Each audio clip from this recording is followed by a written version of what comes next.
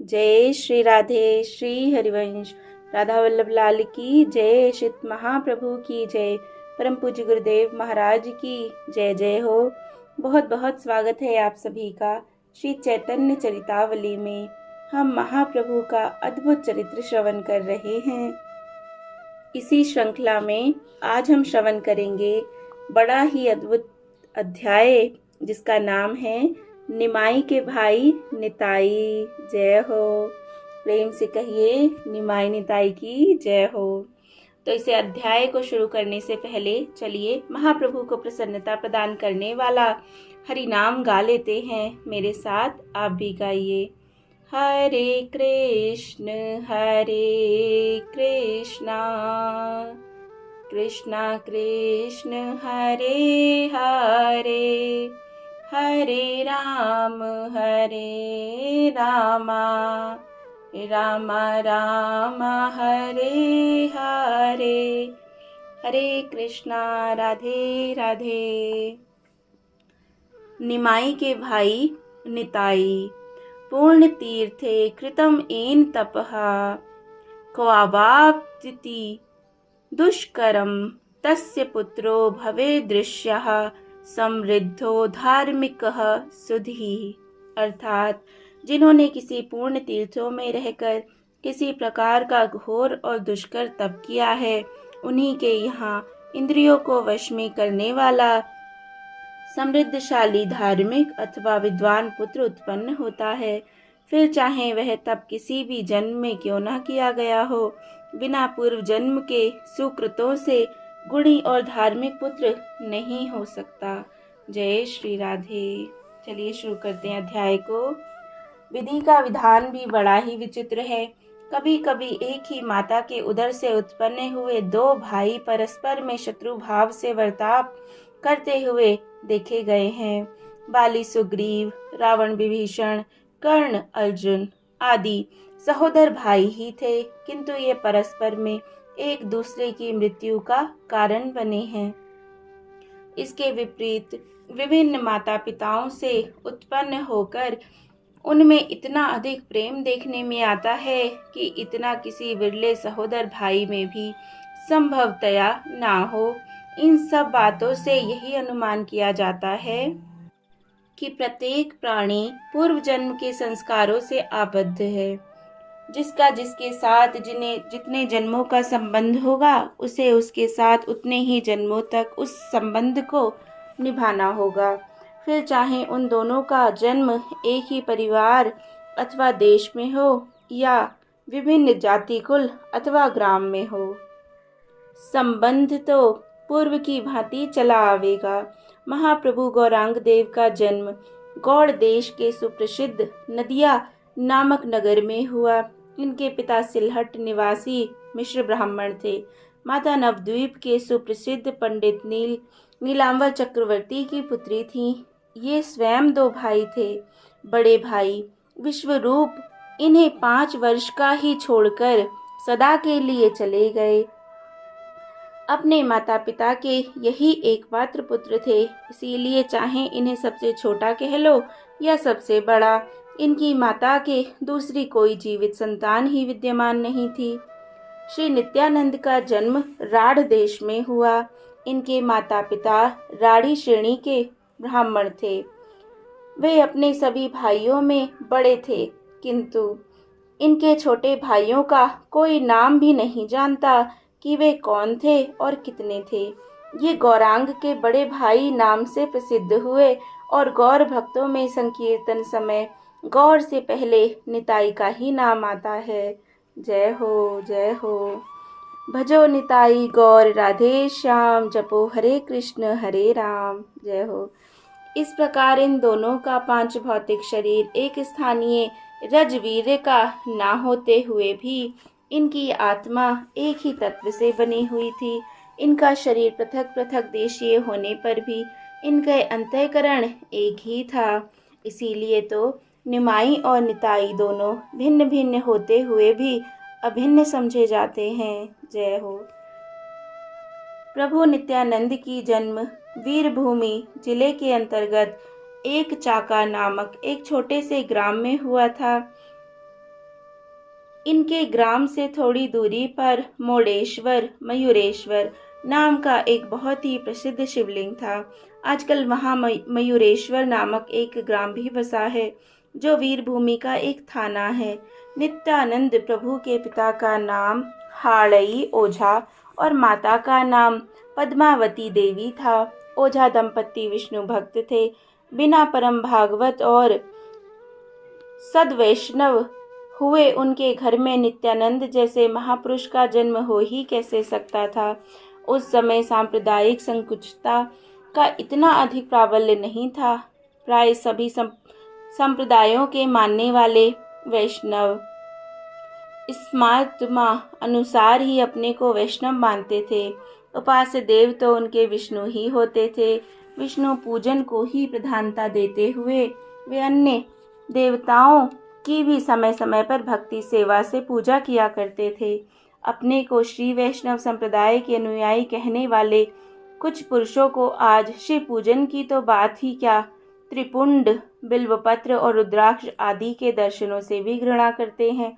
पूर्व काल में उनके भी संप्रदाय में कई शिवोपासक आचार्यों का वृतांत मिलता है। अस्तु, हड़ाई पंडित वैष्णव होते हुए भी नित्य प्रति मोड़ेश्वर में जाकर बड़े भक्ति भाव से शिव जी की पूजा किया करते थे।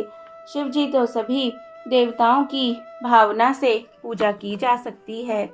हड़ाई पंडित के वंश में सदा से पुरोहित वृत्ति चली आती थी, इसीलिए ये भी थोड़ी बहुत पुरोहिताई कर लेते थे।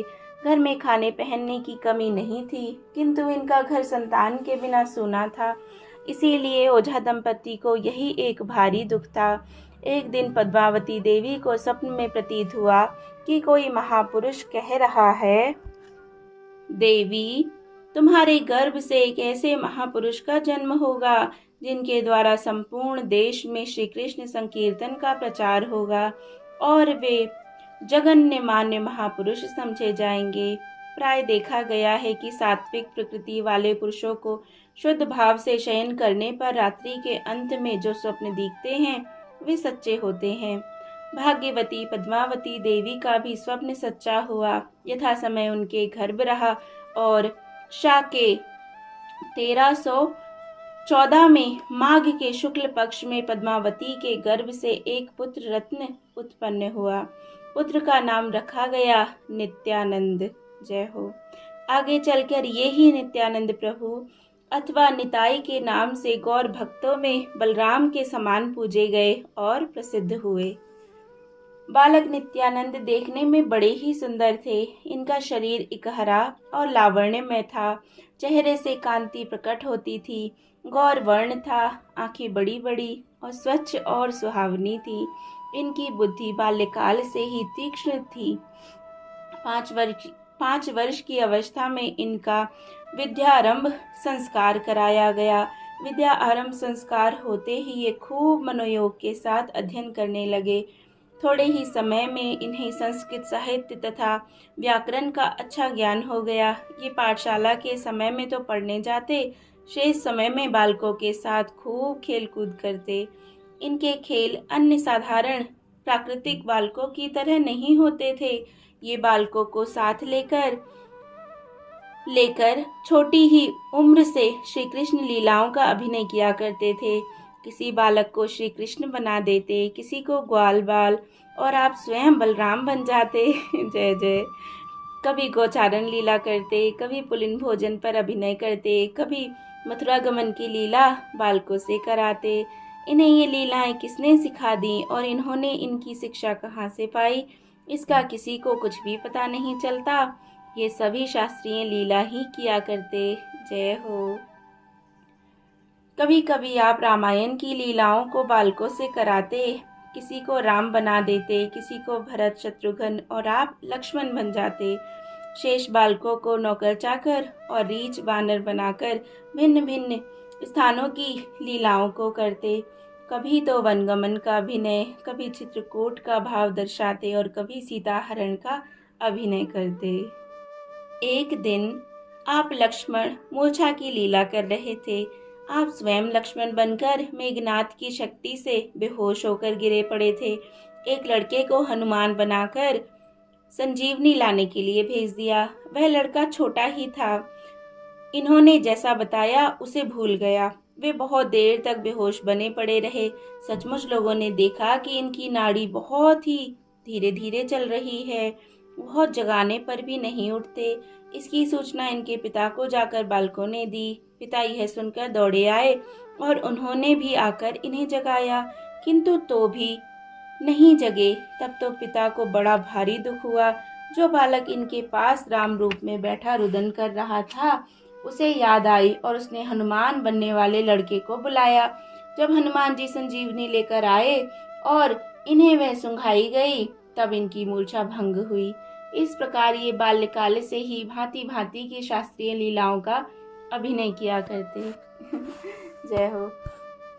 पढ़ने लिखने में ये अपने सभी साथियों में सर्वश्रेष्ठ समझे जाते थे। इनकी बुद्धि अत्यंत ही तीक्ष्ण थी।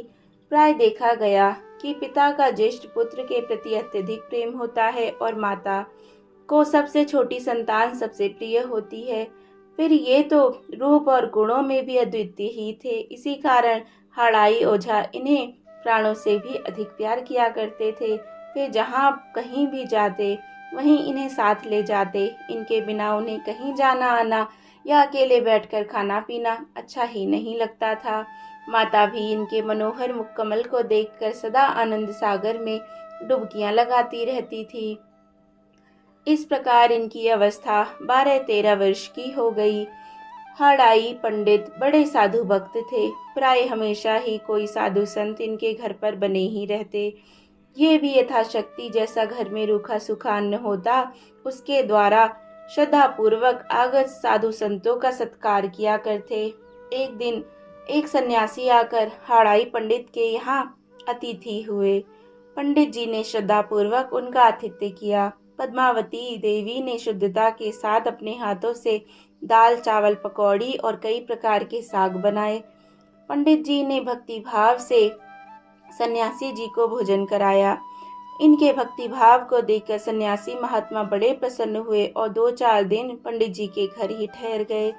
पंडित जी भी उनकी यथाशक्ति सेवा शुश्रूषा करते रहे। सन्यासी देखने में बड़े ही रूपवान थे। उनके चेहरे से एक प्रकार की ज्योति हमेशा निकलती रहती थी। उनकी आकृति में गंभीरता, सच्चरित्रता, पवित्रता, तेजस्विता और भगवत भक्ति के भाव प्रकट होते थे। हड़ाई पंडित की सन्यासी के प्रति बड़ी श्रद्धा हो गई। इस अल्प वयस्क ने सन्यासी के प्रभाव में हड़ाई पंडित अत्यधिक प्रभान्वित हो गए। एक दिन एकांत में सन्यासी जी ने हड़ाई पंडित जी से कहा, पंडित जी, हम आपसे एक भिक्षा मांगते हैं, दोगे? दीनता प्रकट करते हुए हड़ाई पंडित ने कहा, प्रभो, इस दीनहीन कंगाल के पास है ही क्या? इधर उधर से जो कुछ मिल जाता है उसी से निर्वाह होता है। आप देखते ही हैं, मेरे घर में ऐसी कौन सी चीज है जिसे मैं आपको भिक्षा में दे सकूं? जो कुछ उपस्थित है उसी में से कोई भी चीज जो आपको अच्छी लगे आप ले लीजिए। आपके लिए वो कोई भी अदेय नहीं। यदि आप शरीर मांगे तो मैं शरीर तक देने को तैयार हूँ। सन्यासी ने कुछ गंभीरता के साथ कहा, पंडित, तुम्हारे पास सब कुछ है। जो चीज मैं मांगना चाहता हूँ वह यह पार्थिव धन नहीं है। वह तो बहुत ही मूल्यवान वस्तु है। उसे देने में तुम जरूर आनाकानी करोगे क्योंकि वह तुम्हें अत्यंत ही प्रिय है। हड़ाई पंडित ने कहा, भगवान, मैं ऐसा सुनता आया हूँ कि प्राणी मात्र के लिए अपने प्राण ही सबसे अधिक प्रिय हैं। यदि आप मेरे प्राणों की भी भिक्षा मांगें तो मैं उन्हें भी देने के लिए तैयार हूँ। सन्यासी ने कुछ देर ठहर कर कहा, मैं तुम्हारे शरीर के भीतर के प्राणों को नहीं चाहता, किंतु बाहर के प्राणों की याचना करता हूँ। तुम अपने प्राणों से भी प्यारे ज्येष्ठ पुत्र को मुझे दे दो। मैं सभी तीर्थों की यात्रा करना चाहता हूँ। इसके लिए एक साथी की मुझे आवश्यकता है। तुम्हारा यह पुत्र योग्य और होनहार है। इसका भी कल्याण होगा और मेरा भी काम चल जाएगा। सन्यासी जी की बात सुनकर हड़ाई पंडित सुन्न पड़ गए। उन्हें स्वप्न में भी ध्यान नहीं था कि सन्यासी महाशय ऐसी विलक्षण वस्तु की याचना करेंगे। भला जिस पुत्र को पिता प्राणों से भी अधिक प्यार करता हो, जिसके बिना उसका जीवन असंभव सा ही हो गया हो, उस पुत्र को यदि कोई सदा के लिए मांग बैठे तो इस पिता को कितना भारी दुख होगा। इसका अनुमान तो कोई सुहृद स्नेही पिता ही कर सकता है। अन्य पुरुषों की बुद्धि के ये बाहर की बात है। महाराज दशरथ से विश्वामित्र जैसे क्रोधी और तेजस्वी ब्रह्म ऋषि ने कुछ दिनों के लिए श्री रामचंद्र जी को मांगा था। धर्म में आस्था रखने वाले महाराज यह जानते हुए भी महर्षि की इच्छा पूर्ति ना करने पर मेरे राज्य तथा परिवार की खैर नहीं। उन अमित तेजस्वी ब्रह्म ऋषि के तप और प्रभाव से भी पूर्ण रीत्या परिचित थे। उन्हें इस बात का विदृढ़ विश्वास था कि विश्वामित्र जी के साथ रामचंद्र जी का किसी प्रकार भी अनिष्ट नहीं हो सकता। फिर भी पुत्र वात्सल्य के कारण श्री विश्वामित्र जी की इच्छा पूर्ति करने के लिए वे सहमत नहीं हुए और अत्यंत दीनता के साथ ममता स्नेह वाक्यों में कहने लगे। देह प्राण ते प्रिय कछु नाही, सो मुनि देऊ निमिष एक माही। सब सुत प्रिय मोहि प्राण की नाई, राम देत नहीं बनई गोसाई। जब गुरु वशिष्ठ ने उन्हें समझाया तब कहीं जाकर उनका मोह भंग हुआ और वे महर्षि के इच्छा अनुसार श्री रामचंद्र जी को उनके साथ वन में भेजने को राजी हुए। जब गुरु वशिष्ठ ने समझाया तब राजी हुए थे। इधर हड़ाई पंडित को उनकी धर्मनिष्ठा ने समझाया।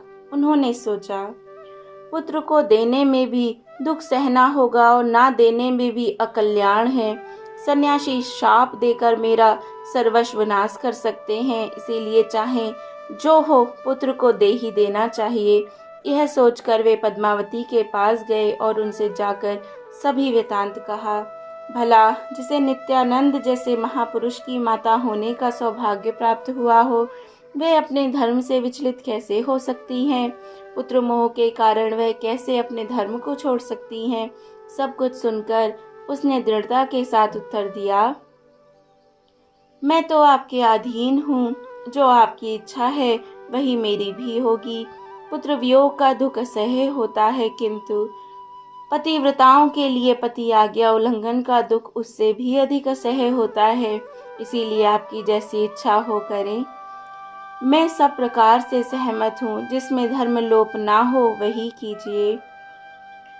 पत्नी की अनुमति पाकर हड़ाई पंडित ने अपने प्राणों से भी प्यारे प्रिय पुत्र को रोते रोते सन्यासी के हाथों में सौंप दिया। धर्मनिष्ठ नित्यानंद जी ने भी इसमें कुछ भी आपत्ति नहीं की। वे प्रसन्नता पूर्वक सन्यासी के साथ हो लिए। उन्होंने पीछे फिरकर फिर अपने माता पिता तथा कुटुंबियों की ओर नहीं देखा। सन्यासी के साथ नित्यानंद ने भारतवर्ष के प्राय सभी मुख्य मुख्य तीर्थों की यात्रा की। वे गया, काशी, प्रयाग, मथुरा, द्वारका, बद्रीनाथ, केदारनाथ, गंगोत्री, यमुनोत्री, रंगनाथ, सेतुबंद, रामेश्वर, जगन्नाथपुरी आदि तीर्थों में गए। इसी तीर्थ यात्रा भ्रमण में इनका श्रीमन माधवेंद्रपुरी के साथ साक्षात्कार हुआ और उनके द्वारा श्री कृष्ण भक्ति प्राप्त करके ये प्रेम में विवल हो गए। उनसे विदा होकर ये ब्रज में आए। इनके साथ के सन्यासी कहाँ रह गए इसका कोई ठीक पता नहीं चलता। ब्रज में आने पर इन्हें पता लगा कि नवद्वीप में गौरचंद्र उदय होकर अपनी सुशीतल किरणों से दोनों ही पक्षों में निरंतर मोह ज्वाला में झुलसते हुए संसारी प्राणियों को अपने श्री कृष्ण संकीर्तन रूपी अमृत से शीतलता प्रदान कर रहे हैं। इनका मन स्वतः ही श्री गौरचंद्र के आलोक में पहुंचने के लिए हिलोरे मारने लगा। अब यह अधिक समय तक ब्रज में नहीं रह सके और प्रयाग काशी होते हुए सीधे नवद्वीप पहुंच गए। जय हो। नवद्वीप में जाकर अवधूत नित्यानंद सीधे महाप्रभु के समीप नहीं गए। वे पंडित नंद आचार्य के घर जाकर ठहर गए। इधर प्रभु ने तो इनकी दिव्य दृष्टि द्वारा पहले ही देख लिया था कि नित्यानंद नवद्वीप आ रहे हैं, इसीलिए उन्होंने खोज करने के लिए भक्तों को भेजा। जय जय श्री राधे।